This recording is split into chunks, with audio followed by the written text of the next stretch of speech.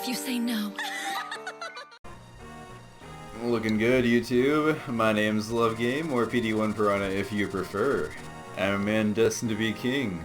Welcome back to Let's Play Fire Emblem, The Blazing Blade. Yet Oh, again, I have my guest for me. Also, oh, it's my turn to, is it time to introduce myself now? Like, to you introduce me? Okay, screw it. Might as well. Okay, I'm the genius at work. That's who I am. This is the first time we've done a back-to-back recording, so Chapter 18 was literally just done seconds ago. Oh yeah, we were done talking about Bionicles now. Now we're here to talk about probably something else instead of this game. Yeah, it is a fun game, but like the gameplay is a little repetitive, so we have things to talk about while we just kill things with Lucius and Raven mostly. Oh yeah, I mean, Fire Emblem definitely has its appeal with this, like the way it has its strategy and gameplay and all that stuff. The thing is though, like, unless you're actually playing the game yourself, otherwise it's just looking through it. It's like, eh.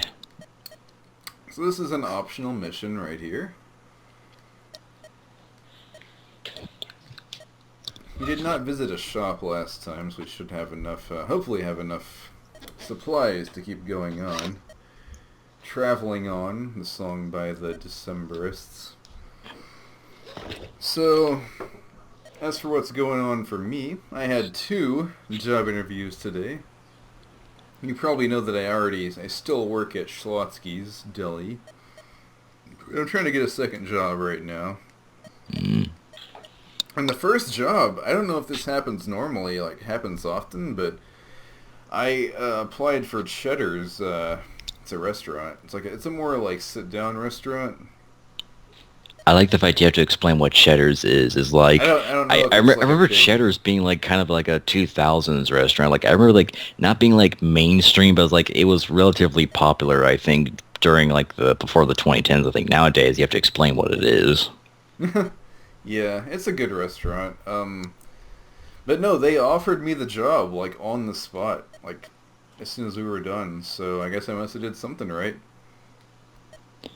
Or it could be that one episode from Fresh Prince of Bel-Air where Carlton thinks he got the job because they give him like wink at a smile like, hey, buck up, bucko. And then at the end of the day, it's like, oh, I'm sorry, Carlton, you didn't get the job. He was so pissed at that. And they try to give him like, hey, buck up, bucko. Oh, buck up. Oh, buck off. Yeah, I used to love that show, Fresh Prince. I used to watch that a lot. It has this charm, but I kind of like grew tired of it because the fact like it was like the only thing on, like Nick it was on at the Night. TBS channel, and they constantly replayed it. TBS. So I've seen the final episode, the first episode, and the entire series 3 times over again. And you know what? I'm not that thrilled about it all. You watch it in both sub and dub at this point. Why do all the bad guys have such big noses?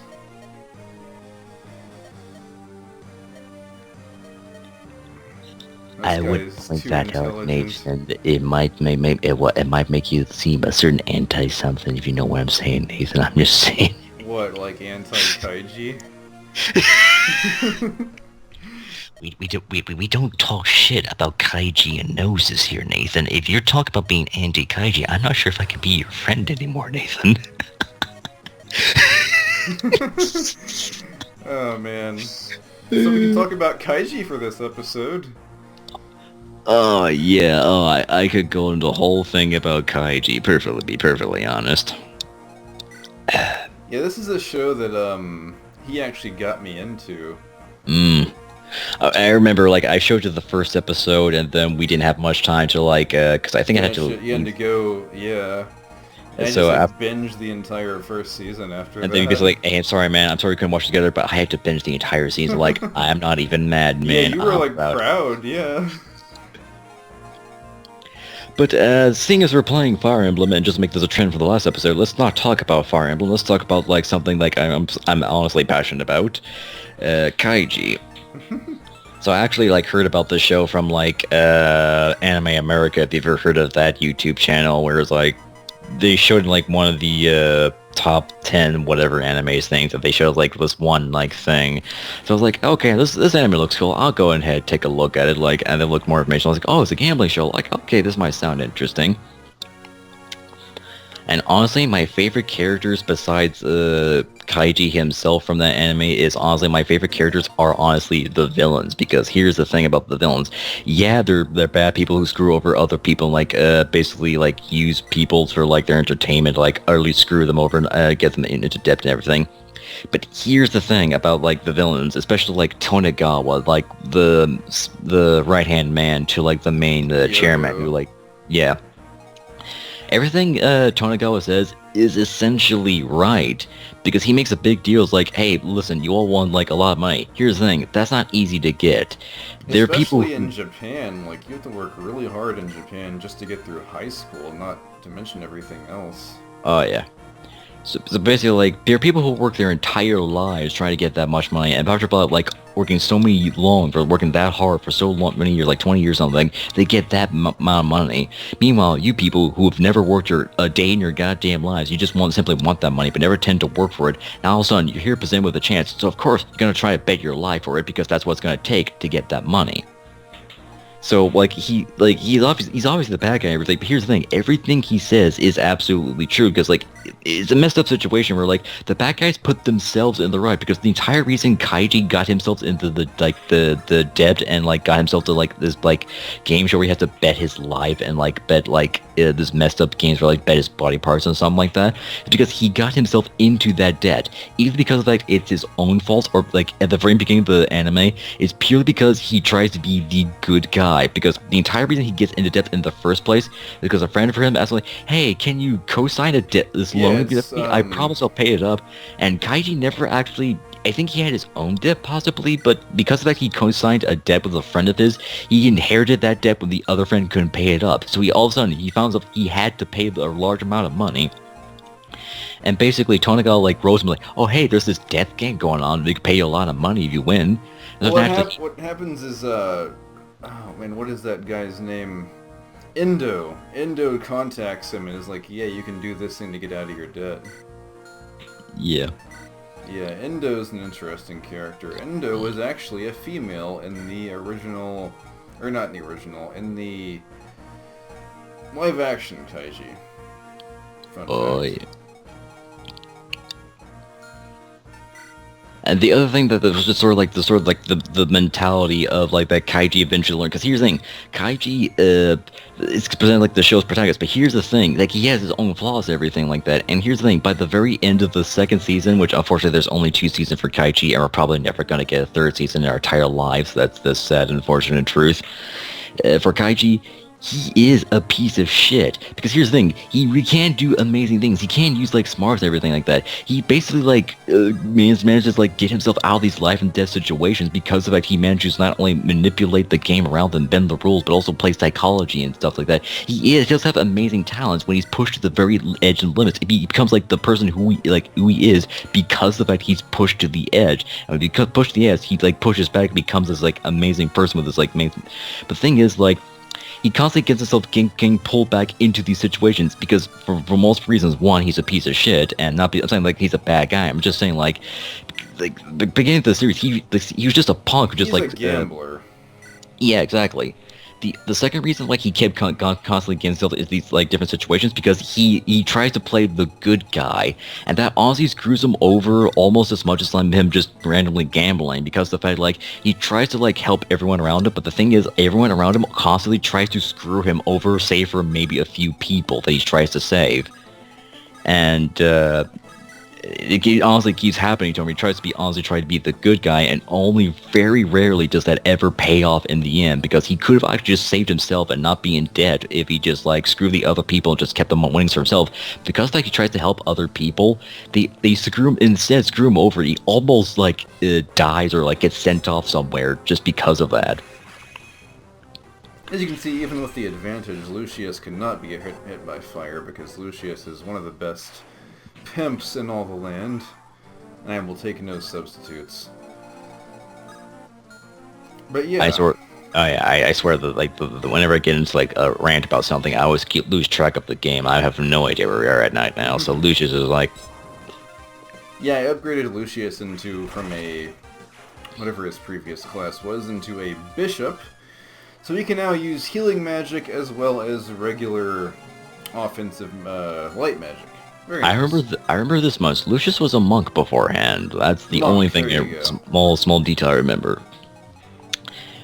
But going back into Kaiji, so like besides all the characters and everything, where like the other thing I honestly liked about like the anime, because I was in like a slump in anime at the time, because like I used to be a huge like anime lover back in like I was the original weeb. Okay, I won't say the original weeb. I was the 2000s weeb back in the day, where the animes I was gushing over was like Lucky Star, Azumanga Daioh, like the Yeah. traditional slice of life anime before it became completely oversaturated with so many cute girls and all that stuff. I just didn't care for all the waifus.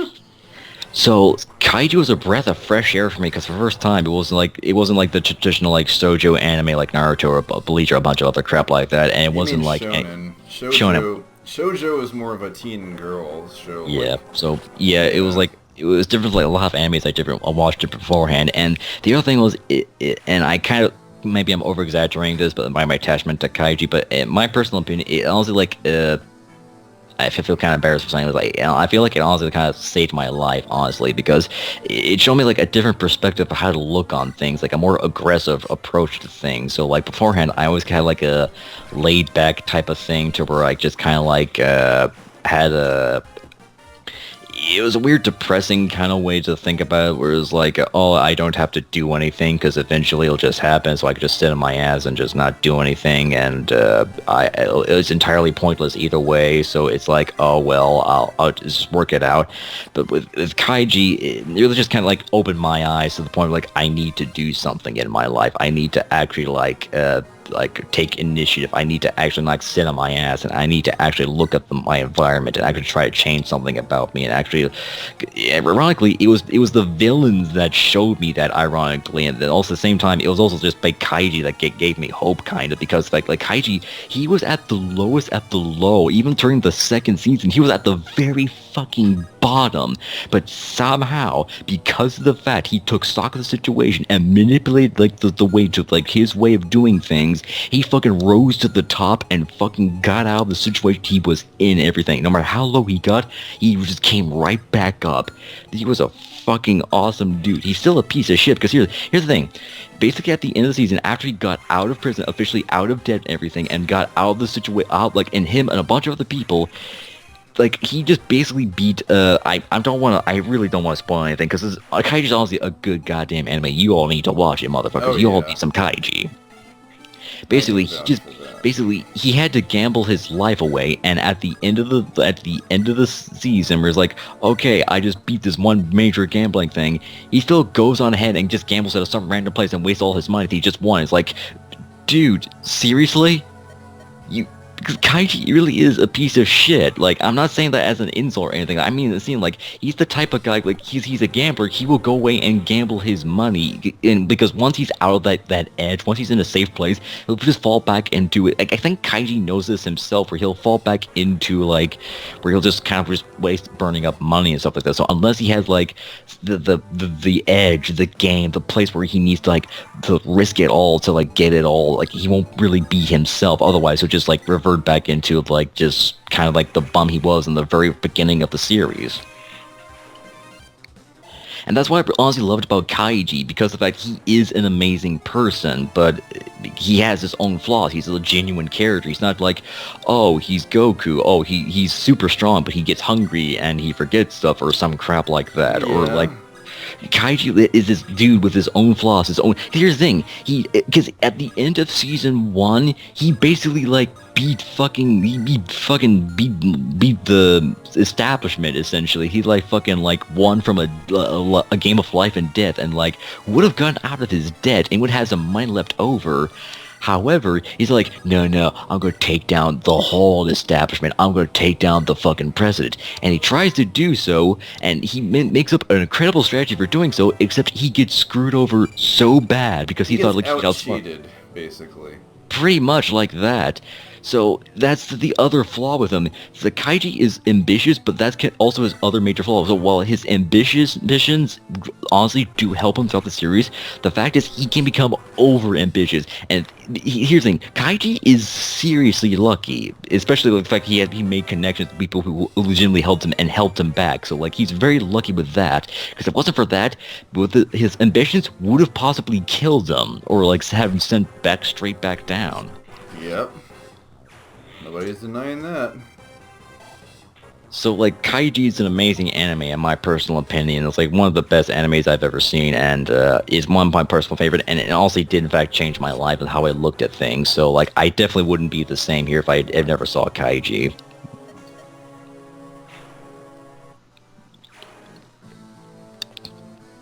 Yeah, it's really a good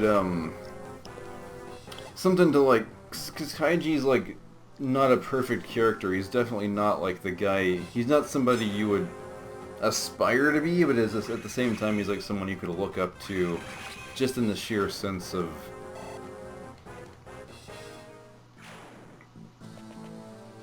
determination. Pretty much. In a different way that's portrayed in most anime. Because in most anime, most like shonen heroes, like they pull like, oh, I can't beat this guy, I'll just do some crazy trick, or like they either get like stroke of luck, or they pull something out of their ass, like, oh, okay, I beat them, or they're really actually overpowered, just like, oh, well, this one thing prevents me from beating them, I'll just do this other thing, oh, okay, I beat them. Kaiji, on the other hand, it's very clear he is in fact intelligent enough to take stock of the situation and do everything he can to tilt the odds in his favor. He's able to do that. Thing is though, he never like takes the initiative to do so until he's put in that position where he needs to do that. Yeah, which is often, I mean, I haven't read much of the manga, which goes like far past where the anime is. Oh yeah. But from what I understand, the manga does a similar... takes a similar path. Oh, dude, like the manga artist himself, like the actual guy who makes a manga, and he's honestly an amazing dude. Because there's another series that I actually like learned a bit of how to do like mahong, called Akaigi, and you know it's like the same guy because like there's no Akagi, whatever. Yeah. But basically, like, you know it's like the same guy, because that's okay. Here's the other thing I love about Kaiji and Akagi, because of the fact they have their distinct art style, and you don't really see that in anime a lot anymore. You just see like the traditional, like, oh, anime ugu, like freaking art look stuff like that. Yeah, that's what I was making a joke about the noses. Was like Fukumoto like draws his characters with like really big, like sharp features and like big chins and noses and that kind of thing, and it's actually kind of cool. Like it's typical anime, you spot the protagonist by their hairstyle, but in his anime, you spot the protagonist by their nose.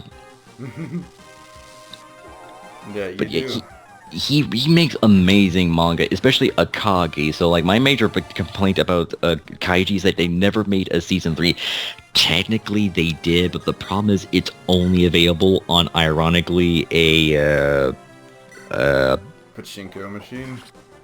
Yeah, it's a I forgot the word. It's you know, like the machines and like casinos and stuff like that, where it's like they're pinballs and like a pachinko machine. Pachinko machine, yeah. That's the biggest irony, really. Like the season 3 of Kaiji is only available on a pachinko machine. And it's just like select. It's not even like a full season. It's just like select animations of what would be a season 3 potentially. Just like Silent Hill. Yeah. That is honestly the most depressing thing about Silent Hill, because I honestly thought, because like the last major thing from Silent Hill I've heard after like the whole PT thing is like, oh, it's a pachinko machine. I was like, that's it, that's the last thing. I was like, oh wow, that's sad. That's depressing, Jesus. Yeah. You're not wrong about that. But yeah, like the manga artist, he's an amazing guy who with like Akagi. My major thing is Akagi is like, it has a good story, great characters, and teaches you how to play mahjong and all that. It's really great. So and also I really love the opening to like it's to Akagi, because the anime Akagi, it has a blues type of opening. Yeah, it's like a really old Japanese song from like the 60s or something, and it's called Nantoka Nare.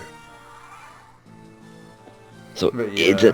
So it's an amazing anime. My major complaint with it, though, is that in the fucking anime, they do this major, like, oh, the main character gambles against the main bad guy, and it's a full-long, like, 7-episode conflict where they do that. And at the very fucking end, on the last episode, where basically Akagi bets us, oh, I'll bet my entire life for all your money, and you get to kill me if I lose, but I keep all your money if I win. And the fucking, like, main evil dude's like, dude, let's do this. I want to fucking kill you. And then after that, it ends. It just says, oh, and Kage walks the street, like, and he may have won that day, and it just ends right there. No exposition, no nothing. It just ends right there. As for the manga, there's actually like another manga called Ten, where the main character, his name is Ten. He's like really good at cheating at Mahjong, and a big main character in that manga is an older Akagi, who it goes through his entire life from when he gets like old and can't remember things, and he forgets how to play Mahjong. Yeah, it's interesting. It's definitely worth a look, I would say.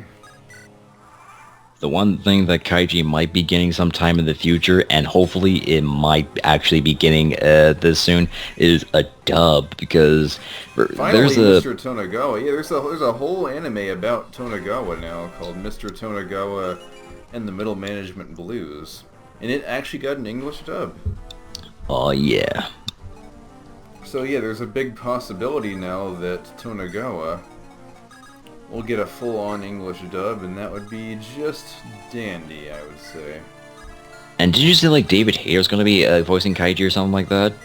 I don't know. Maybe think it's just so. maybe it was just Maybe. me. Maybe I'm making stuff up. Anyways, like I'm hoping for the Kaiji dub. Kaiji needs something, man. Yeah. The Japanese voices are great, but yeah, a dub would just be another reason to watch the show. Fuck yes. Kaiji is one of the few animes I will binge watch over and over again, right up there with Digimon. Speaking of which, I've actually found because it's actually easier to find Digimon, the original Fox Kids dub, than it is to find the subs nowadays. Yeah. And I actually found the subs recently, and I actually watched like the in like the Digimon movie, where it's like in America, it like there's the first part It's where like put together with different movies. So I actually found the original sub to that movie, and here's my major complaint, like the first movie. And while the dub has like lines and stuff I don't really like because it's a kids movie, so they try to be like, oh, they must put lines to make context sense of stuff for English viewers or something like that, and it feels oddly paced. In the original animation, it feels more paced and stuff like that, where it's like, okay, let's take things a little bit slower and let's actually like let things develop.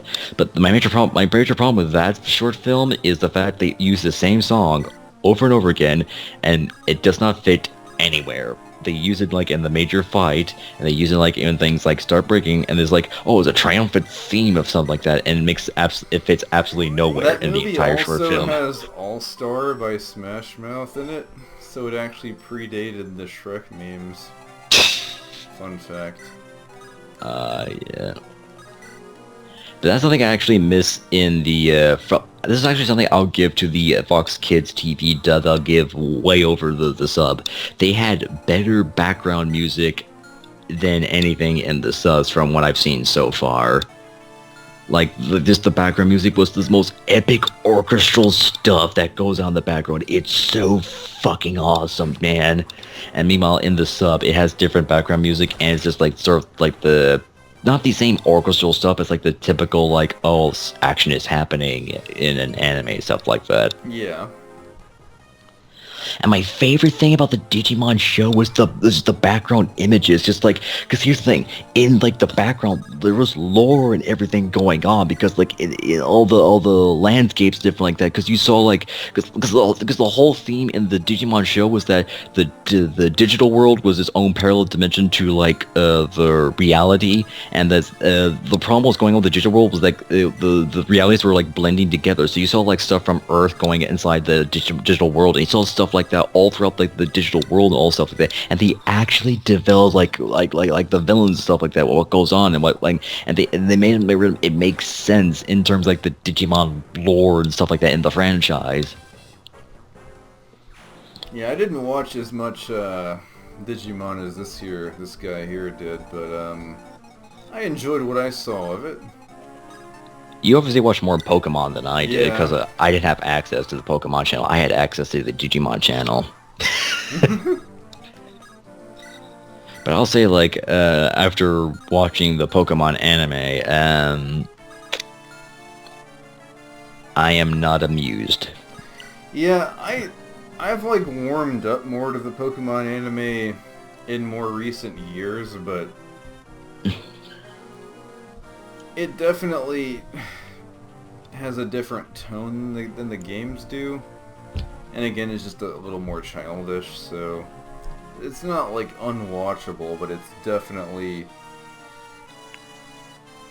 not what you would think. My favorite Pokemon episode to this day is the one where Ash meets Brock in the cave and he fights the giant snake golem. I completely forget his name. Onyx? Onyx, yeah. Here's the thing, in the anime, fucking Onyx kicked, like, Pikachu's ass, but in the game, Onyx fucking sucks ass. Yeah, Onyx is not a very good Pokemon stat-wise, It unfortunately. sucks, because I love his design, but stat-wise, he's just terrible, and no matter how much you level him up, you can't use him for shit. Yeah, he actually tried to... I think whenever you played Platinum, you attempted to use an Onyx. I literally used any other ground or rock type Pokemon, they were way better than Onyx was. It was sad. It's not the fact that you couldn't, like, use Onyx to win against any Pokemon and you lose any all the time ever. It's just, like, in comparison to, like, the same level type of Pokemon and you try to use Onyx against any other Pokemon, even if it was, like, the wrong class type stuff like that, if you had, like, it was, like, it was, like, something it was strong against, you still wouldn't do that much damage and you still get your ass wrecked because the fact Onyx by itself does not have that much of a defense or special defense or something like that. His defense is okay, it's just the fact that, like, his attack stat is almost laughably low. Yeah.